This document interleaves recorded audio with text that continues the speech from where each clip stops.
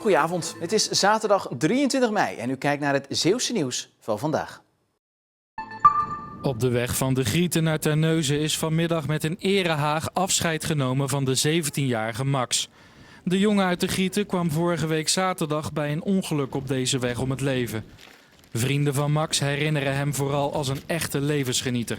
Appte je hem op een vrijdagavond van, goh, kunnen we vanavond een feestje bouwen? Was het altijd wel van, jou, kom maar met z'n allen naar hier. Er is plek genoeg, iedereen mag meekomen. En niemand had echt geruzie met Max. Ja, iedereen's vriend was het eigenlijk wel. Ging echt zijn dromen achterna, heeft de halve wereld gezien. Heeft een zeiltocht gemaakt, een half schooljaar lang. Ja, veel mooi. Om warmte en eensgezindheid uit te stralen naar de familie van Max is aan iedereen gevraagd iets wits aan te trekken. Iets na 12 uur komt de stoet langs.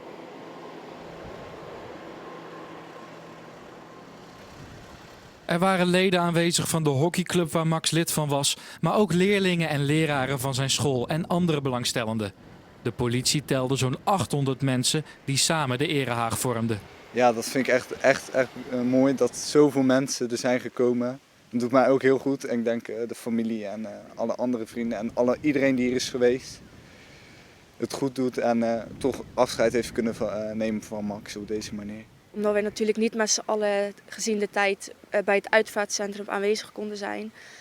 Ik denk dat het een mooie optie is geweest om zo ons eerbetoon aan Max te tonen. En vooral met z'n allen een laatste toch afscheid te kunnen nemen. In de afgelopen 24 uur is 1 inwoner van de gemeente Schouwen-Duiveland overleden aan het coronavirus. Dat meldt het RIVM in de dagelijkse update. Er zijn geen personen opgenomen in het ziekenhuis die met het virus besmet zijn, maar wel zijn er 4 nieuwe besmettingen vastgesteld. Het gaat om 2 mensen uit de gemeente Terneuzen, eentje uit de gemeente Schouwen-Duiveland en eentje uit de gemeente Tholen.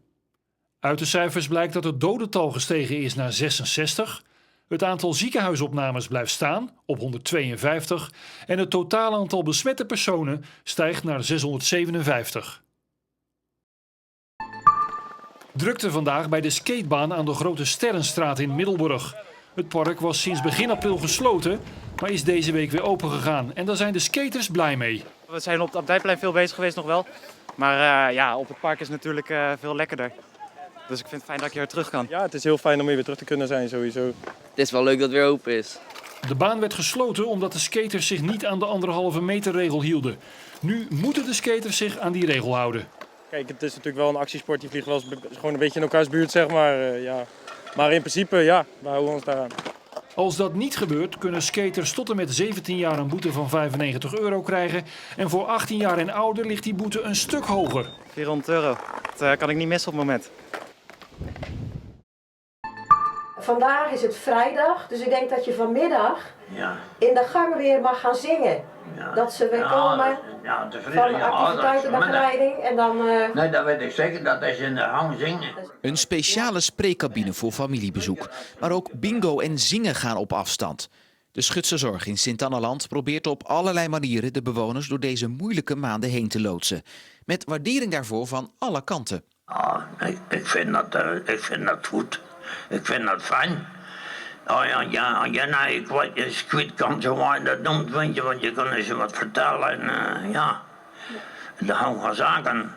Ja, geweldig. Ik vind het heel fijn om zo mijn vader te kunnen zien en te kunnen spreken. Vanaf maandag is, onder strikte voorwaarden, bezoek bij verpleegtehuizen weer toegestaan. Bij verzorgingstehuizen, zoals de Schutse, verandert er niks. De cabine is daarom ook een fijn alternatief, zeggen de gebruikers. De gesprekken gaan juist niet over dat enge virus. Dat merk ik ook bij mijn vader, dat hij heel kort hebben we het er wel even over. Maar dan gaan we toch weer over de familie, over de nieuwtjes. De boodschapjes die ik dan mee heb gebracht, waar hij zich op verheugt. Van, oh, heb je weer rolmopsen voor me meegebracht? En dan gaan we het gewoon over de gewone dingen van de dag hebben we het dan. Ja, dan hebben we niet de nadruk op het corona. Nee. Stewards moeten ervoor zorgen dat de binnenstad van Middelburg corona-proof wordt. Vooral het fietsverkeer wordt aangepakt. We gaan zoveel mogelijk de mensen informeren over wat we willen met de 1,5 meter regel. En de stad zoveel mogelijk vrijhouden van fietsers en auto's. En om dat te verwezenlijken zet de gemeente stewards in, samen met de ondernemersvereniging. Al gaat dat niet altijd van een leien dakje. Jij staat nu op 1,5 meter, hè, nu? Ja. Dus zeg maar voor ons is het nu belangrijk om gewoon te zorgen dat de mensen afstappen en hun fietsen buiten de markt zetten, zodat het hier vrij blijft. Ja. Er zijn mensen die heel erg positief reageren en er zijn ook mensen die gewoon echt niks willen doen eraan en die gewoon doorfietsen. Ja. Hoe voel je daar dan zelf bij? Ja, nou, alsof het niet bestaan. Ja, het is een beetje ongemakkelijk, maar ja. Aldoende leert men. Precies. We weten 1 juni gaat het hartstikke druk worden, dat weten we nu al. We willen die fietsen uit die stad zoveel mogelijk. Wat vindt u daar nou van dat u daar op die manier op gewezen wordt met van die stewards? Nou, op zich wel goed inderdaad. Want meestal is je fietsen zo dichtbij mogelijk bij een winkel. Maar het is wel een idee als er gewoon centrale fietsstallingen komen, dat je daar gaat zetten. Ja.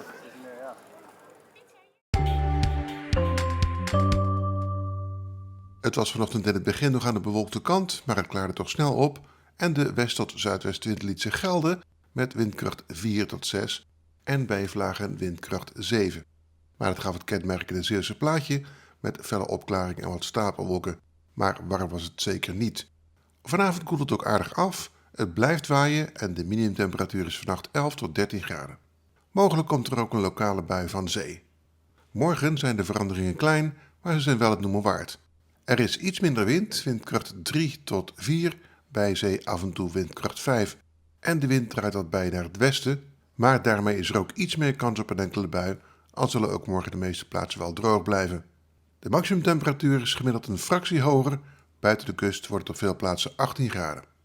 Volgende week is daarna rustig weer met een noord- tot noordwestenwind op maandag en dinsdag, daarna een noordoostenwind. De eerste 2 dagen is het overwegend zonnig met kleine stapelwolken. Woensdag is er iets meer bewolking en is er een kleine kans op een enkele bui. En tot zover voor nu. Omdat de bioscopen dicht zijn, trakteert Omroep Zeeland samen met Film by the Sea op een film. En vanavond is dat Tel Aviv on Fire. Een film die goede recensies kreeg, omdat het met humor het conflict tussen Israël en de Arabische wereld blootlegt. En de film wordt vanavond vanaf 20:30 uitgezonden.